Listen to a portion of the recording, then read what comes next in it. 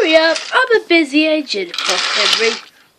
Goods arrive night and day at the docks.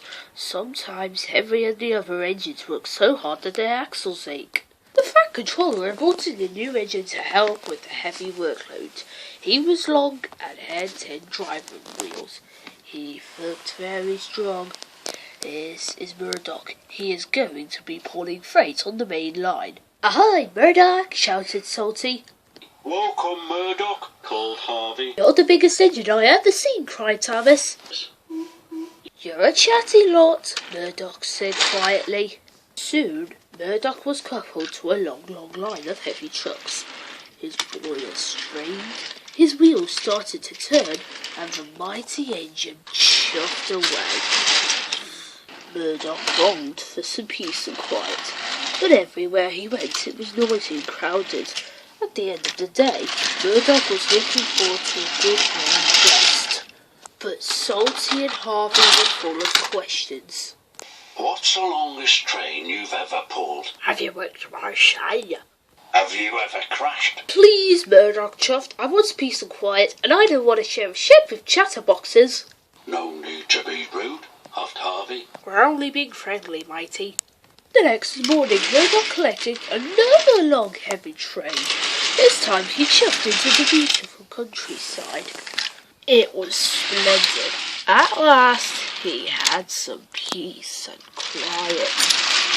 Suddenly, his driver applied the brakes. There were sheep on the track.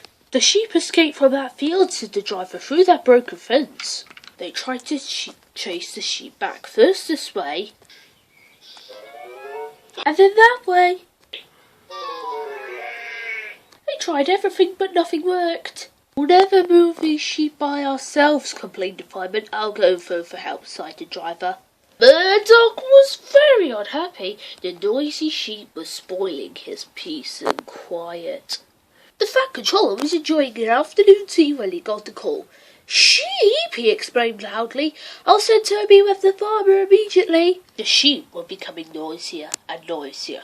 Please stop, groaned Murdoch. I'd rather be back with the chatterbox engines. Just then, Toby chuffed into view.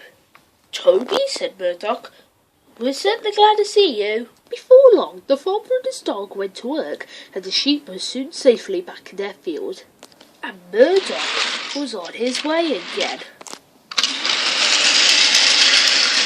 That evening, Murdoch walked between Harvey and Salty. But Murdoch spoke first. I'm sorry I was cross, he chuffed. I'm very pleased to share a shed with you. We're pleased to have your company, said Harvey. We are, said Salty. It reminds me of Starry. Murdoch smiled. The sound of ba ba ba would have kept him awake, but a Salty story would send him happily to sleep.